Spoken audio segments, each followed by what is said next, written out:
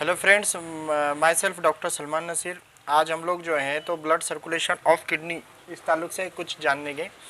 तो आप जो है तो बहुत ही गौर से इस क्लिप को देखें क्योंकि तो सबसे पहले तो मैं आपको बता दूं, ये जो स्ट्रक्चर है ये एक किडनी का स्ट्रक्चर है। अब किडनी के स्ट्रक्चर के अंदर जैसे कि हमने इसके पहले की क्लिप के अंदर देख लिए, इसके जो एनाटॉमिकल स्ट्रक्चर है, यानी कि जो बाहर का हिस्सा है ये आउटर कॉर्टेक्स है, ये जो बीच वाला हिस्सा है ये मेडुला है, और ये जो हिस्सा है ये पेल्विस है। और पेल्विस जो है तो डायरेक्ट यानी कि कंटिन्यू होता है किसके साथ में, यूरेटर के साथ में, यानी यहाँ का जो भी यूरिन फॉर्मेशन है वो यूरेटर के थ्रू ब्लैडर में जाता है। तो इस तरह इसका ये स्ट्रक्चर है जिसके बारे में हमने जाना। ये पिरामिड्स है जिनको हम रिनल पिरामिड्स कहते हैं, और दो पिरामिड्स के बीच में जो स्पेस होता है उनको रिनल कॉलम कहते हैं। तो इस तरह का ये जो स्ट्रक्चर है इसके ताल्लुक से हमने तो पहली वाली क्लिप के अंदर तो जान लिया अच्छे से। आज हमारा जो टॉपिक है वो ब्लड सर्कुलेशन ऑफ रिनल है, यानी किडनी का जो ब्लड सर्कुलेशन है वो किस तरह से होता है। तो दोस्तों आपको मैं बता दूं, एब्डोमिनल एरिया के अंदर जो एक आर्टरी है और एक वेन है। तो आर्टरी यानी कि एब्डोमिनल ओर्टा से L2 यानी कि लंबर जो एरिया है लंबर वर्टेब्रा का, तो L2 के मकाम पर लोकेशन अगर याद रखें, L2 के मकाम पर जो है तो एब्डोमिनल ओर्टा से एक आर्टरी निकल रही है जिसको हम कहते हैं रिनल आर्टरी। अब वो रिनल आर्टरी जो है दो मकाम पे जा रही है, एक एंटीरियर जा रही है और एक पोस्टीरियर जा रही है। एंटीरियर जब जाएंगी तो उसके जो सेगमेंट है वो चार तरीके के सेगमेंट है, यानी वो आगे जाकर चार सेगमेंट के डिस्ट्रीब्यूट हो जाएंगी या तकसीम हो जाएगी। और जो पोस्टीरियर सेगमेंट है, जो पोस्टीरियर है वे आर्टरी, वो सिर्फ एक ही सेगमेंट के अंदर यानी कि ट्रांसफ़र हो जाती है। अब हम जानेंगे कि ये जो रिनल आर्टरी है तो जब ये एंटीरियर जा रही है तो एंटीरियर के चार सेगमेंट बना रही है, आगे जाके ये चार सेगमेंट में जो है तो तब्दील हो रही है, और पोस्टीरियर जो है तो सिर्फ एक ही सेगमेंट बना रही है। तो अब तक हमने दोस्तों जाना कि ये जो एब्डोमिनल ओर्टा है, एब्डोमिनल ओर्टा के L2 मकाम से रिनल आर्टरी निकल रही है। रिनल आर्टरी दो शक्ल में जो है तो डिस्ट्रीब्यूट हो रही है, एक आगे एक यानी कि एंटीरियरली हो रहा है और एक पोस्टीरियरली हो रहा है। एंटीरियरली चार ब्रांच के अंदर तकसीम हो रही है और पोस्टीरियरली सिर्फ एक सेगमेंट के अंदर तब्दील हो रही है। अब हम जानेंगे आगे। तो दोस्तों हमने देखा एंटीरियर और पोस्टीरियर यानी टोटल अगर मिला लिया जाए तो 5 सेगमेंट होते हैं। अब हम बात करेंगे ये जो रिनल सिस्टम है तो ये किस तरह से आगे चलता है। तो रिनल आर्टरी का जो सिस्टम है वो आगे जो है दोस्तों, यहाँ पर मान लो कि ये जो चार सेगमेंट इसके डिवाइड हो रहे हैं, उसमें से अगर हम एक सेगमेंट को लेकर बात करें तो ये एक सेगमेंट अगर आगे जा रहा है तो ये आगे जाकर एक अलग ब्रांच बना लेता है। जिस तरह आप यहाँ देख रहे हैं तो यहाँ पर एक अलग ब्रांच बना रहा है, तो इस जगह इसका नाम हो जाएगा लोबार आर्टरी। फिर ये लोबार जो है और आगे जाकर जो है अलग अलग ब्रांच के अंदर डिवाइड होगा जिसको हम कहेंगे इंटरलोबुलर आर्टरीज। तो ये जो है तो आगे जाके और ज़्यादा डिवाइड होगा, तो लोबार और उसके बाद इंटरलोबार। तो इस तरह से जो है तो इसका डिस्ट्रीब्यूशन होगा। अब दोस्तों ये जब आगे जाएगा तो आगे जाने के बाद ये कंटिन्यू कर जाएगा एफरेंट आर्टियोल के साथ में। फिर वही एफरेंट आर्टियोल जो है तो आगे मिलकर जो है ग्लोमेरुलस बनाएंगे।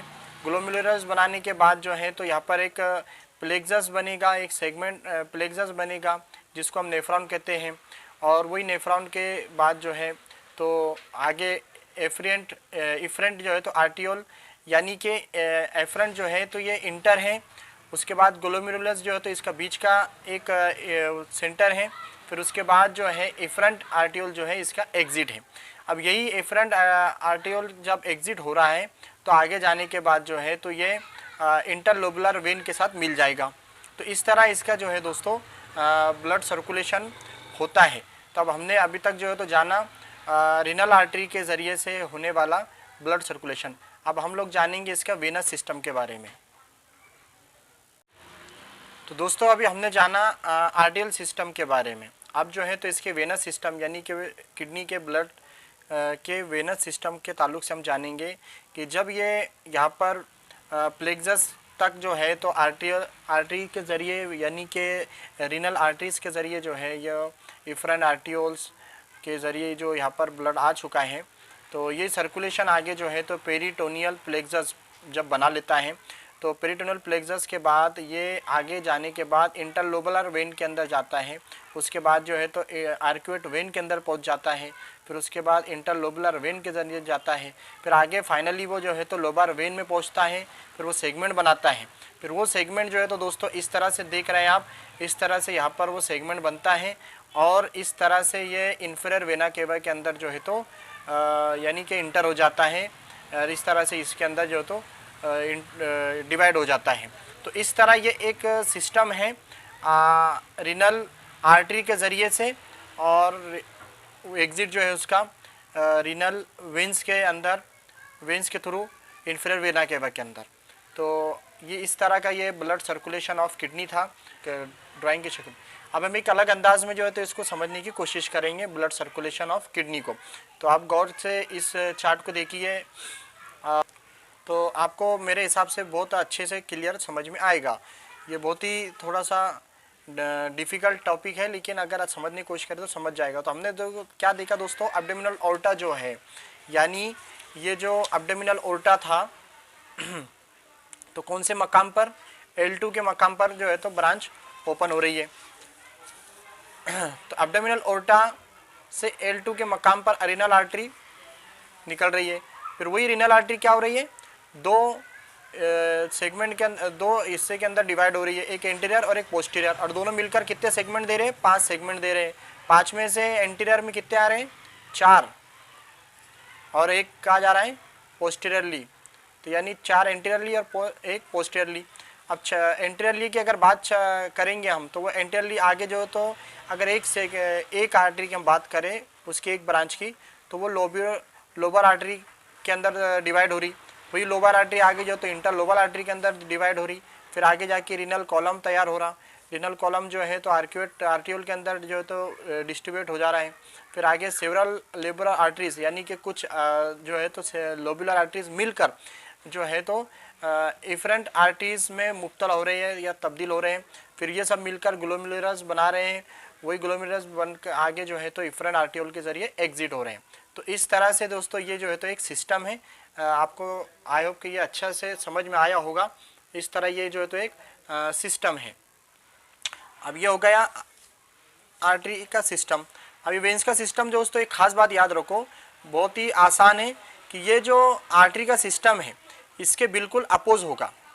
किस तरह से कि ये जो जिस तरह यहाँ पर इफ्रंट पे क्या हो रहा है, यहाँ पर एग्जिट हो रहा है, तो इसमें वेनस पे क्या होगा, इफ्रंट से इंटर हो रहा है ना। जैसे ये इफ्रंट पे पहले जो है तो इफ्रंट से पहले ग्लोमेरुलस है, फिर इफ्रंट है, फिर सेवरल लोबुलर है, आर्क्यूएट है, रीनल कॉलम है, लेकिन ये इसके बिल्कुल अपोज होगा, यानी कि इफ्रंट आर्टरी के जरिए वेनस सिस्टम की शुरुआत हो रही है, फिर वही पेरिट्यूबुलर प्लेक्सस बन रहा है, फिर वो जो है तो पेरिट्यूबुलर प्लेक्सस जो है असेंडिंग और डिसेंडिंग जो है हम जानते हैं इसके ताल्लुक से कि इस तरह उसके अंदर जो है तो डिस्ट्रीब्यूशन हो रहा है, और फिर बाद में वो इंटरलोबुलर वेन के अंदर जो है तो तब्दील हो रहा है, फिर आगे आर्क्यूएट वेन में जा रहा है, फिर उसके बाद इंटरलोबुलर वेन में जा रहा है, फिर लोबर वेन के अंदर आ रहा है।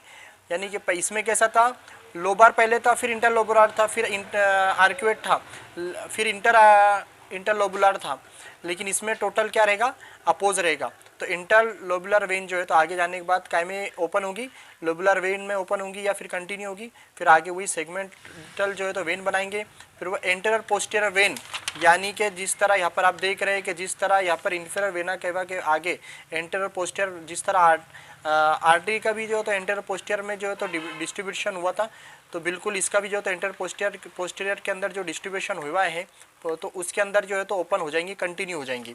अब ये जब कंटिन्यू होगी एंटीरियर पोस्टीरियर वेन के अंदर, तो ये एक रीनल वेन बना लेंगी, यानी कि ये जो पूरा सिस्टम होगा, यानी जो वेनस सिस्टम यहाँ से शुरू हुआ है प्लेक्सस के पास से पेरिटोनियल, तो वहाँ से लेकर ये यहाँ पर आने के बाद ये डायरेक्टली काय में कंटिन्यू हो जाएगी,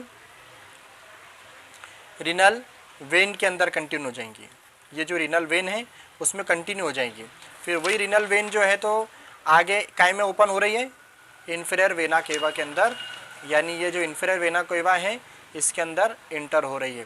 तो दोस्तों आपको आई होप को बहुत अच्छे से ये सब चीज़ें समझ में आ गई होगी, यानी कि ये जो आर्टरी का सिस्टम है किस तरह है और जो वेनस सिस्टम है वो किस तरह से जो है तो रिटर्न जा रहा है। तो इसके अलावा भी अगर आपके कुछ जहन में क्वेश्चन है तो आप मुझसे पूछ सकते हैं। वैसे हमारा जो है तो नेफ्रोलॉजी का या किडनी का ये जो सिस्टम है या सीरीज़ है ये चल रही है, तो आप जो है तो लगे रहे। और अगर रोज़ अगर आप इस ताल्लुक़ से क्लिप देखेंगे तो मुझे लगता है कि आपको काफ़ी नॉलेज जो है तो नेफ्रोलॉजी से या फिर किडनी से रिलेटेड हो जाएगा। तो थैंक यू वेरी मच, आप अपने क्लिप को सुने, अपने फ्रेंड्स को भी प्लीज़ शेयर करें।